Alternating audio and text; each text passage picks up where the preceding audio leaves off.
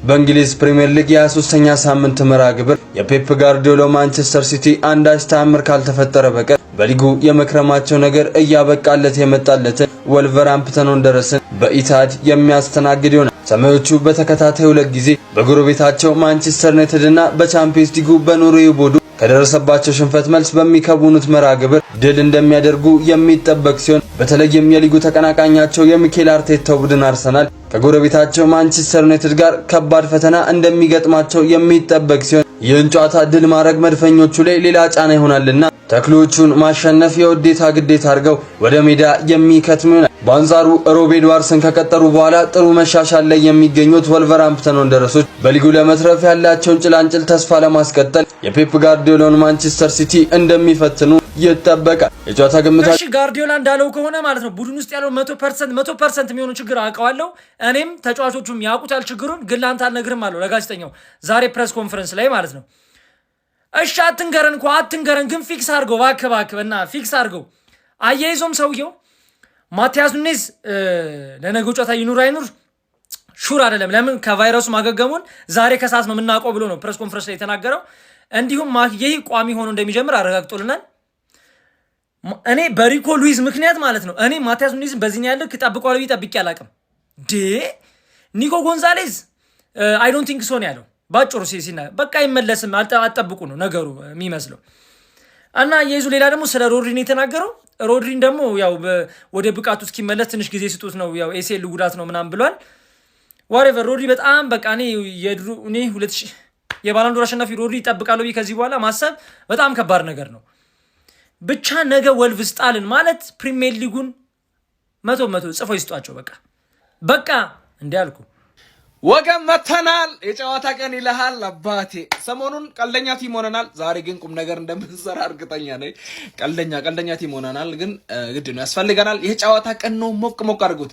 ሲቲ ምንም ቢሆን ቢሸነፍ ራሱ ጨዋታውን ማየት እንፈልጋለን፣ ግን ዛሬ አንሸነፍም። ምክንያቱም በሜዳችን ነው። ከዛ ደግሞ ከወልቭስ ነው የምንጫወተው። ከወልቭስ የሚጥለው ከወልቭስ ከሊድስ ምናምን የሚጥለው ሼባው ነው እንጂ አይደለንም። ለማንኛውም ትላንት ፔፕ ጋርዲዮላ ፕሬስ ኮንፈረንስ ሰጥቷል። ማርክ ጉይ ዛሬ መጀመሪያውን አፒራንስ ያደርጋል ተብሎ ይጠበቃል። የዴቡቱ ማለት ነው የመጀመሪያ ጌሙን ለሲቲ ያደርጋል ተብሎ ይጠበቃል። ስለዚህ ሪኮ ሉዊስ ይወጣል ወይስ ሪኮ ሉዊስ ኖሮ ነው ማክስ አላይኒ ነው የሚቀመጠው? እሱም እኔ ግን እንደኔ አሌኒን ከጉይ አጣምሮ ኩዛኖቭን በቀኝ በኩል ቢያግሮጎ አሪፍ ነው ብዬ አስባለሁ። ሌላው ማን ነበር ኑኔዝ ጉንፋን አለበት ምናምን አሉ። እኔ አልገባኝም፣ ግን እሱ ሊገባ ይችላል አይችልም አይታወቅም። ኑኔዝ ቢመለስ ደግሞ ሞር እኛ ክለብ አሪፍ የሚሆን ይመስለኛል። ምንም ቢሆን ምን እኛ 3 ነጥብ ነው የምንፈልገው። 3 ነጥብ ናፍቆናል። እንዲህ ነው የጠማን ማለት ነው። የምሬ ነው። 3 ነጥብ ነው የምንፈልገው። ግዴታ ነው ዛሬ ጋርዲዮላ እቺን ወልቭስ ወስደን ማሸት አለብን። የሰሞኑን በሙሉ መወጣት አለብን ወልቭስ ላይ። የምሬን ነው የምላችሁ። ለዛ አሪፍ ጌም እጠብቃለሁ። እስቲ እናንተ ምን እንደምታስቡ ከታጫፉልኝ። ከሞት ሲቲዝን ይመቻችሁ። የቋጠሮ ቀን ጀማው እንዴት ናችሁ? ሁሉ ፒስ አለን። ዛሬ ፈለዋ ከወልቭስ ጋር ከባድ ጨዋታ ታረጋለች። በሜዳዋ ከባድ ነው ባይዘው ያር እኛ ካመንን ከባድ ነው። በቋጠሯችን የማይፈራረስ የማይሳካ ነገር አይኖርም። ስለዚህ እንዴት ነው ልቋጥሩ ነው? ሬዲ ናችሁ? ዝግጁ ናችሁ? ወልቭስ አቋም አወርዷል ምናምን 20ኛ ነች። ስለዚህ ላታሸንፍ ትችላለች። ዝም ብለን ቋጠሯ እናባከንም ምናምን አይባል። የትኛውም ጨዋታ አይናቅም። ወልቭስ 26 ከገባ እኮ ተሸንፎ ማያቅ ቲም እኮ ምን ነክቷቸዋል? 1 ወር ሙሉ ጥላል። ኤኒዌይስ ወልቭስ ያስደስተናል ዛሬ ቢከብደው አቻ ከብዶም ባይዘው ኢታድ ለወልቭስ ቀለል ያለ ሜዳ ነው። ይሄንን የሚያውቅ ያውቀዋል ባይዘው አይችልም። ስለዚህ ለመቋጠር ራሳችሁን ሬዲ አድርጉ። የሃላንድን እግር ይቁመጥልን፣ የቼርኪን እግሮች አሳስሮ ያስቀምጥልን። በዛው ልክ ደግሞ የወልቭስ ተጫዋቾችን እግራቸውን የሜሲ ያድርግልን። የሁሉንም በቃ ወልቭስ ዛሬ ነጥብ ያስጥሏል ሲቲን ብዬ ኤክስፔክት አድርጌያለሁ። ስለዚህ ለመቋጠር ዝግጁ ናችሁ ወይስ ምንድነው? ምንም ግርግር እያዩ አይደለም። እንደሚያሸንፍ እርግጠኛ ሆናችሁ ምናምን ተስፋ ቆርጣችሁ ትታችሁት ነው። አያዋጣም፣ ከውቶም አይመጣም። ስለዚህ ሲቲን ነጥብ ለማስጣል ራሳችሁን ሬዲ አድርጉ። በቋጠሩ የነገውን ጨዋታ እስክናደርግ ድረስ ሲቲ እንዲያስደስተን መቋጠር ስላለብን ሁላችሁም ራሳችሁን ለቋጠሩ ሬዲ አድርጉ። እንዴ ደግሞ ደስ የሚለው 12 ሰዓት ነው። ስለዚህ አሪፍ ሰዓት ነው የሚጫወተው ሲቲ። መቋጠር ግዴታና ግዴታችን ነው። የሲቲ ደጋፊዎች ደግሞ እናሸንፋለን ምናምን ብላችሁ ተስፋ እያደረጋችሁ ከሆነ እንዳትሸወዱ፣ ራሳችሁን አታታሉ። በፍርሃት ውስጥ በስጋት ውስጥ ሆናችሁ ይህን ጨዋታ እንደምትጨርሱት እርግጠኛ እኔ ፐርሰናሊ እርግጠኛ ማንቸስተር ሲቲ ኢታሃድ ስታዲየም ላይ ወልቭስን ንቆ ሊገባ ይችላል፣ ግን በምንም ተአምር ማንቸስተር ሲቲ ወልቭስን ሊያሸንፍ አይችልም። እንደውም ወልቭስ ከዌስትሃም በመቀጠል ሁለተኛው 3 ነጥብ ከማንቸስተር ሲቲ ይወስዳል። በቃ ምን አለ በሉኝ። ነገ ቋጠረው እስከ እንደተለመደው ነው፣ እስከ ጥግ ድረስ ማንቸስተር ሲቲ ላይ ይቋጠራል። ማን ዘንድሮ ሲቲና ሲቲ ላይ ነው ቋጠሮ። በቃ አለቀ።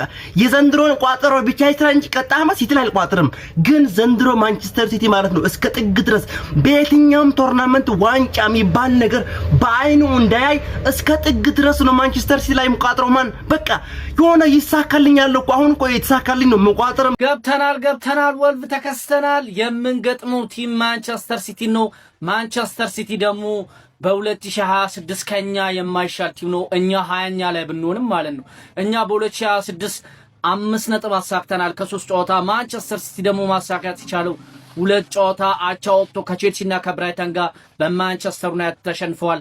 እኛ ደግሞ ዌስትሃምን አሸንፈን ከኤቨርተን ጋር አቻ ወጥተን ከኒውካስትል ጋር አቻ ወጥተን 5 ነጥብ ማሳካት ችለናል።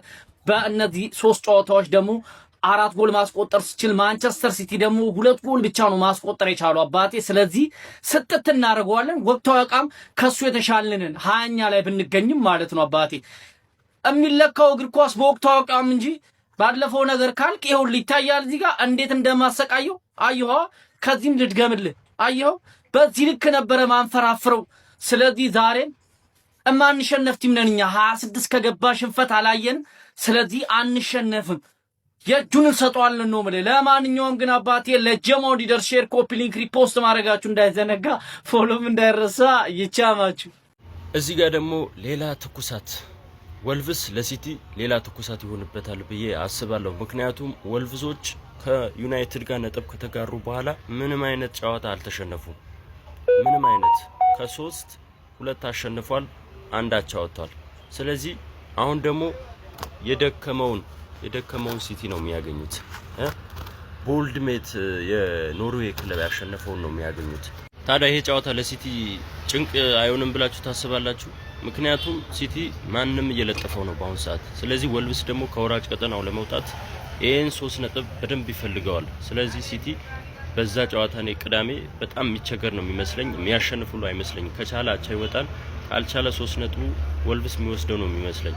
ያው እኔ ሳልጫወት 3 ነጥብ በድጋሚ አገኛለሁ ማለት ነው። ከዛ ዩናይትድን እሁድ ለጥፌ በቃ ዋንጫው እንዲያበቃለት ለአንዴና ለመጨረሻ ጊዜ እንዲያበቃለት አደርገዋለሁ ማለት ነው። ለማንኛውም ይመቻችሁ።